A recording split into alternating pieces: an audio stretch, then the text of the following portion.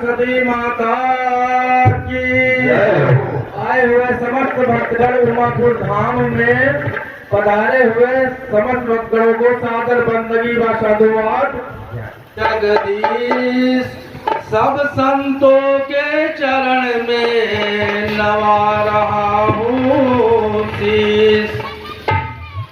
ऐसा ज्ञान दीजिए अमर रहे हमें राग। वैसा करूं वंदना आपकी त्रिपुरार पुत्र गणेश। ऐसा ज्ञान दीजिए अमर रहे हमें। हम तृतीया पावा संत साहब देवीदास तो समस्त भक्तगणों को बंदगी करते हुए आज हमारे उमापुर धाम में समरथ सिंह साहब के स्वरूप रूप साहब बैठे हुए हैं जो हम सबके पास प्रत्यक्ष हैं। जाको कौतिक देख के परत नहीं पहचान और सबके पास प्रत्यक्ष है परत नहीं है जान। कि हम लोगों के पास है तब भी हम उसको पहचान नहीं पा रहे हैं, उसको समझ नहीं पा रहे हैं। तो बड़े बाबा ने बताया है कि सतयुग त्रेता द्वापर माही अवुदित विदित सतमत पर छाई।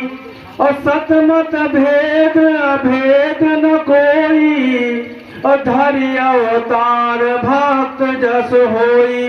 कि सतयुग में भगवान नरसिंह का अवतार हुआ जिन्होंने हिरण्यकश्यप का वध किया क्योंकि वो युग ज्यादा वर्षों का था।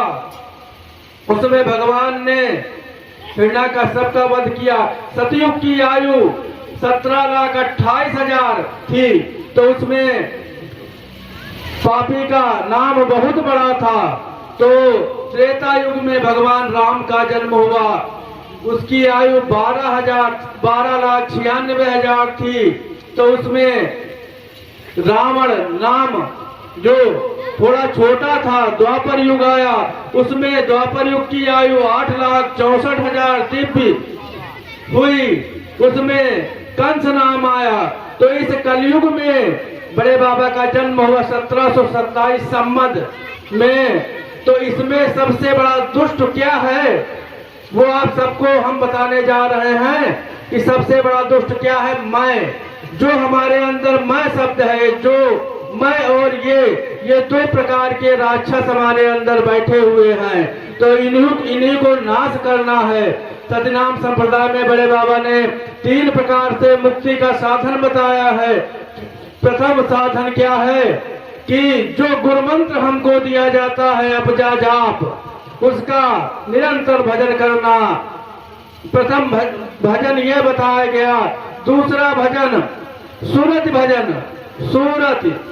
सूरत बड़े बाबा की आंखें बंद करते हुए उनका ध्यान करते हुए सूरत भजन किया जाए। तीसरा भजन राम भजन बताया गया कि राम की बगैर जिभ्या चले, माला जपा जाए, राम का नाम लिया जाए। मोरे मन प्रभु अस विश्वासा, राम से अधिक राम कै दासा। इसी पे समरथ सिंह गुरुदास साहब ने भी बताया है कि राम के बारे में कि राम कहने से क्या क्या चीजें समाप्त हो जाती है। कि राह के भीतर राम बसत है और माँ के भीतर सीता और गुरुदत्त दास दुई अक्षर सुमिरे 5 25 जीता। र कहने से 5 चीजें समाप्त हो जाती हैं, माँ कहने से 25 इंद्रियां जो आपको अपने बस में करती हैं वो आपके बस में हो जाती है। राम में वो चीजें हैं। समरथ सिंह जीवन साहब ने भी कहा है कि राम हर जगह है। कि सोई राम अयोध्या और सोई सिंघल दीप और सोई घट भीतर है उनको करो प्रतीक। जो राम अयोध्या में है, जो राम हर पर्वतों पे है, वही राम हमारे अंदर है, लेकिन हम इधर उधर भटक रहे हैं, उनको ढूंढ नहीं पा रहे हैं। वही राम हमारे अंदर है। तो बड़े बाबा ने कहा है, साहब ने, कि जो हमको तारेगा संवारेगा वो प्रभु राम का नाम है। इधर उधर के चक्कर में मत पड़ो कि तारक मंत्र दुई अक्षर और रसना नाम आधार और सो तज और भजय जो सो भूला संसार। अगर राम को छोड़कर अन्य चीज का जाप कर रहे हैं तो आप संसार को भूल रहे हैं, क्योंकि नाम ही, अगर दो भजन नहीं हो पा रहे, अपचा जाप सुरत भजन, तो आखिरी में नाम भजन बताया गया है कि नाम को पकड़ो। अमर नाम तो अमर है, ता पकड़े मजबूत, अता सुबंध गुरुदात लगो लागी नाम ते सोत। जो अमर नाम है वो अमर रहेगा, उसको हमको और आपको पकड़ने की जरूरत है। अब जिस प्रकार साहब द्वारा हम सुने हैं कि जैसे आप सब मंत्र ले लिए, मंत्र लेने के बाद में आपको सही रूप से मंत्र का ज्ञान नहीं है, भूल गए, थोड़ा आ रहा थोड़ा आ ही नहीं रहा, लौट के गुरु के पास जा ही नहीं रहे आप सब लोग, तो बगैर रगड़ के मंत्र सिद्ध कैसे होगा? तो सत्य नाम हरति गिरा और रगड़े ते सरसाए और जगजीवन दास बिन रगड़ के जो का तो रह जाए। अगर मंत्र याद नहीं करोगे, उसका सुबह जाप नहीं करोगे जो, तो आपका कल्याण कैसे होगा? आपने मंत्र ले लिया, गुरु के पास जा ही नहीं रहे हो, तो कैसे काम चलेगा? ऐसे जीवन नहीं पार होगा। आपके पास पैसा आ रहा है, मान लीजिए 5,000 रुपए आ गया, आने के बाद दूसरा खर्चा बन गया, पैसा आपको पूरा ही नहीं पड़ रहा क्योंकि आपके कर्म नहीं सही है।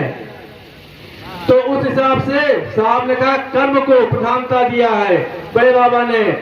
आपन आपन कर्म जात अब आपन कर्म जग हो और जग जीवन साची कहे क्यों क्यों दोष न दे। कि किसी को दोष दे देंगे, जैसा कर्म करोगे स्वतः उसके भुक्त भोगी आप बनोगे, दूसरा कोई नहीं बनेगा। किसी को दोष नहीं देना है। तो साहब ने बताया है कि अगर मान लीजिए बहुत लोग कहते हैं हमारे भाग्य में लिखा है, जो भाग्य में लिखा है वो हो के रहेगा। तो समरस श्री जगजीवन साहब ने भाग्य के बारे में बताया कि भाग्य भी बदल सकता है, स्वतः कर्म अच्छे करने से भाग्य में परिवर्तन हो सकता है, जो भाग्य में लिखा है वो भी मिट सकता है। तो बड़े बाबा कह रहे हैं कि कैसे आपको चलना है, कैसे रहना है। तो समरस श्री जगजीवन साहब कह रहे हैं कि ताजी अहंकार गुमान मद हो के चलो गरीब और जग जीवन दास सती नाम भज का लिखा नसीब। कि नसीब लिखा नहीं है, नसीब खुद ही यहाँ लिख रहे हो। जैसा कर्म कर रहे हो उसी हिसाब से आप उसके भुक्त भोगी हो रहे हो। हमारे यहाँ समरस साहब गुरुदास साहब ने बताया कि कर्म के बारे में एक छोटी सी लाइन पंक्तियां हैं जो शब्दावली भजन में कि कर्म कमेटन हार न को और कर्म कमेटन हार न को और कर्म आई करता का सिर जाता ते अति बल होए। कर्म आय करता का सिर जाता ते अति बल होए और कर्म कठिन भुगतय बनियावे देखे अंतर तोए और केतनो कर्म राज करवावे केतनो देश भिगोए। किसी के पास बहुत सारा धन होता है, बहुत सारी प्रॉपर्टी होती है, लेकिन कर्म आचरण गलत होने के कारण उसका सारा धन दौलत चौपट हो जाता है। और जो एक गरीब व्यक्ति होता है वो धीरे धीरे अपनी ईमानदारी सही कर्म पे चलते हुए वो अपने को धनवान बना लेता है। तो समरस साहब गुरुदास जी आगे क्या कर रहे हैं, अरे केतनो कर्म राज करवावे और केतनो देत भिगोए और जन गुण दत्त कर्म का मेटे सुमिरे अक्षर दो। साहब इसी पे जोर दे रहे हैं कि दो अक्षर सुमिरने से कर्म मिट सकता है, वो हमारा राम है। चलो मन को तबा करी मुकाम, चलो मन को तबा करी मुकाम और कोटवा माँ जग जीवन साहेब, कोटवन माँ जग जीवन साहेब, तिनकी कृपा भजो सती नाम। चलो मन कोटवा करी मुकाम, भोजन भजन गुरन कै खिजमत, भोजन भजन गुरन कै खिजमत, जग पर पंच दे कछुना काम। कि हम कोटवा जाएं तो वहाँ हमको अन्य चीजों से नहीं मतलब रहे, हमको मतलब समरस सरकार से रहे, हमारे गुरु महाराज से रहे, अन्य चीजों से ना रहे। बताया गया है कि कोटवा कोटिन तीर्थ है और जग जीवन के पास और पहुँचे कोई जन्म जे सुमिरे सती नाम। ओ मानुष मानुष तन धरि टिकै न कोटवा, मानुष तन धरि टिकै न कोटवा, तापर भयो विधाता बाम, तापर भयो विधाता बाम। चल मन कोटवा करी मुकाम, सुनत रही चित लाय निरंतर, सुनत रही चित लाय निरंतर, मुरली मधुर बजावत श्याम। और जन गुरुदात शरण सतगुरु की, सकल भांति तह मिलत आराम। अब जैसे हमारे श्री कबीर साहब जी ने बड़े बाबा का उल्लेख किया है, जब कबीर साहब जाने वाले हुए तो उनसे पूछा गया कि हे नाथ, क्योंकि बड़े बाबा से पहले हमारे कबीर साहब थे, तो उनसे पूछा गया हे नाथ आप जाने वाले हैं, क्या आपके बाद कोई दूसरा संत पुरुष अवतरित होगा? तो साहब कबीर साहब कह रहे हैं कि अवश्य होगा। तो साहब के 3 लाइनों में अगर बोला जाए तो पूरी रात खत्म हो जाएगी, लेकिन बात नहीं खत्म होगी। संत की कथा अनंत है।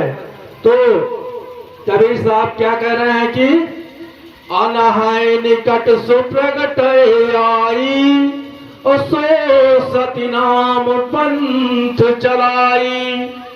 अनहाय निकट सुप्रगट आई, और सो सती नाम पंथ चलाई। सो हुई है जग जीवन लाहा, और कही गे दास कबीर जुलाहा। और बस विवेक तो ना राखी, और 4 बरन एक कर भांकी। ये 3 लाइन ऐसी लाइनें हैं कि इसमें अगर बोला जाए तो शब्द कम पड़ जाएंगे, इसमें इतने अर्थ हैं। तो आने वाले समय में समरस सिंह जगजीवन साहब का जन्म होगा, जो सतनाम संप्रदाय सतनाम पंथ चलाएगा, समरस सिंह जगजीवन साहब का अवतार होगा। और बस विवेक, जो नीचे की लाइन क्या कह रही है कि बस विवेक करुणा राखी, और 4 बरन एक कर भांकी। कि विवेक की, ज्ञान की कोई चीज नहीं बाकी रखेंगे जो साहब समरस सिंह जगजीवन साहब नहीं कहेंगे। हर चीज। और जो बरन जो 4 प्रकार से 84 लाख योनियों का जन्म हुआ है, उसके बारे में समरस जगजीवन साहब कहेंगे।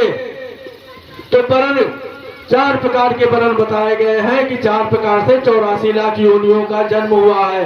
अंडज, पिंडज, ध्रुवज, त्रियाधज, 4 प्रकार के बरन से 84 लाख योनियों का जन्म हुआ है। जैसे एक बरन है पिंडज, अंडज, ध्रुवज। ध्रुवज के न माता है न पिता है। जैसे गूलर से गूलर होती है और गूलर के अंदर किसी प्रकार का छेद नहीं होता है, उसके अंदर भी जीव पाए जाते हैं, ध्रुवज कहलाते हैं। दूसरे नंबर पे बात आती है कि जब गैया गोबर करती है तो उसमें कुजवा आ जाता है। तो उसके बारे में समरस जगजीवन साहब कहेंगे। तो 18 ग्रंथ, हर संतों के ग्रंथ अलग हैं। 18 विशेष ग्रंथ हमारे सतनाम संप्रदाय में मौजूद हैं। तो आगे क्या कह रहे हैं कि देखे नयन सुने भारी गाना और कीरत वेद पुराण बखाना और सुन आनंद उपजय मन माही अधम उदाहरण प्रभु आही। कि ये प्रभु है, ये नारायण है, ये तो सुन आनंद उपजय मन माही अधम उदाहरण प्रभु आही। देख नयन सुने भरी काना और कीरत वेद पुराण बखाना। देख नयन सुने भरी काना और कीरत वेद पुराण बखाना और सुन आनंद उपजय मन माही अधम उदाहरण प्रभु आही।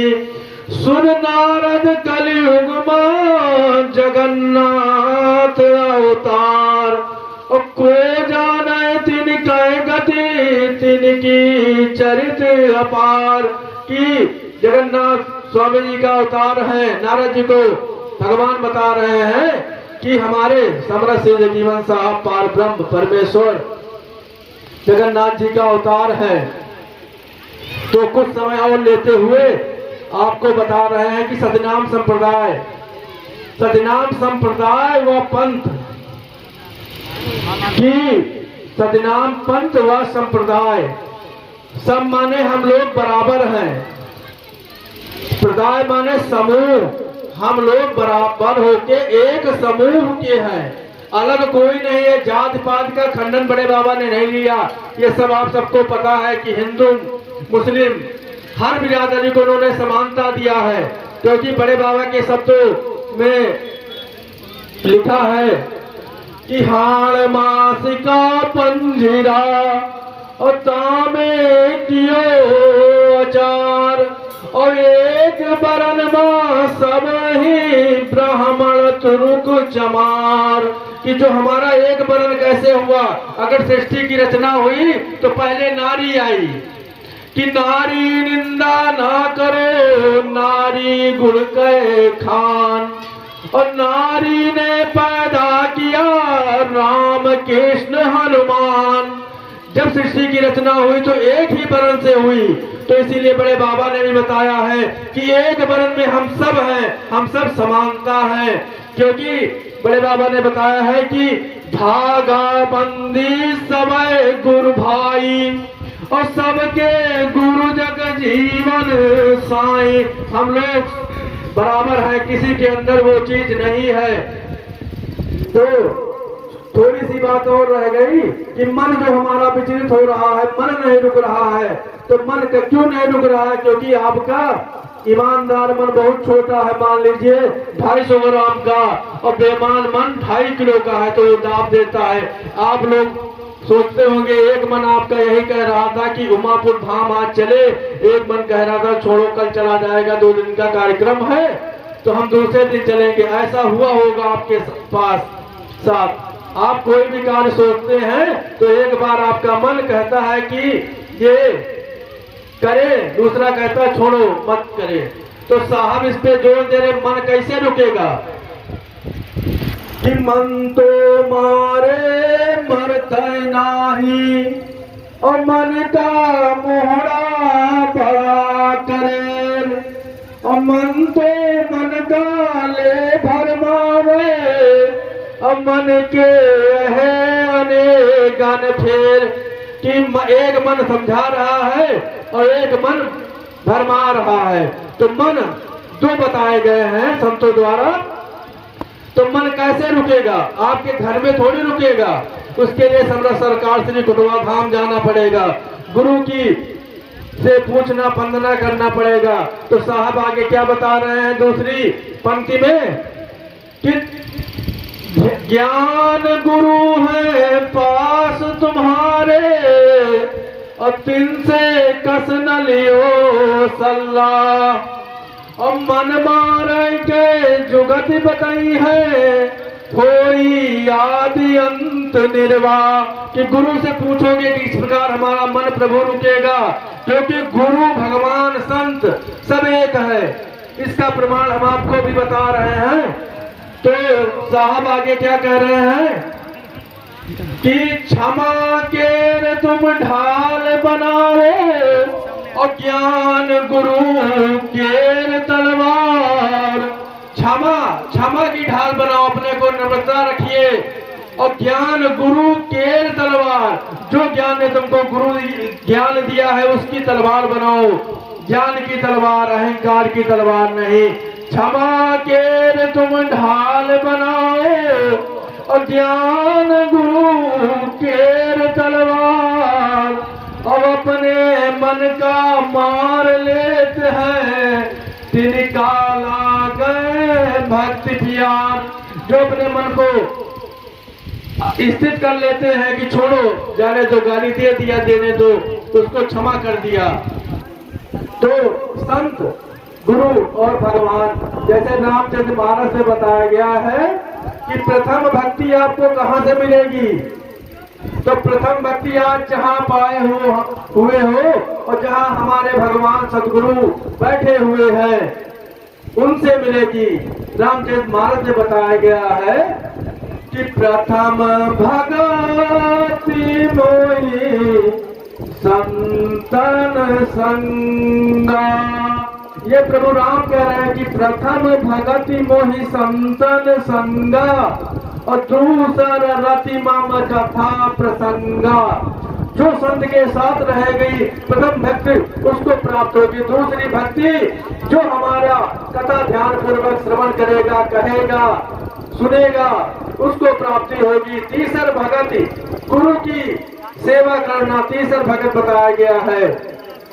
अब जैसे बताए गए गुरु आरती आप सब लोगों ने सुना होगा कि गुरुदाया से निर्भा चेला, और फिर न करे तीरथ व्रत मेला।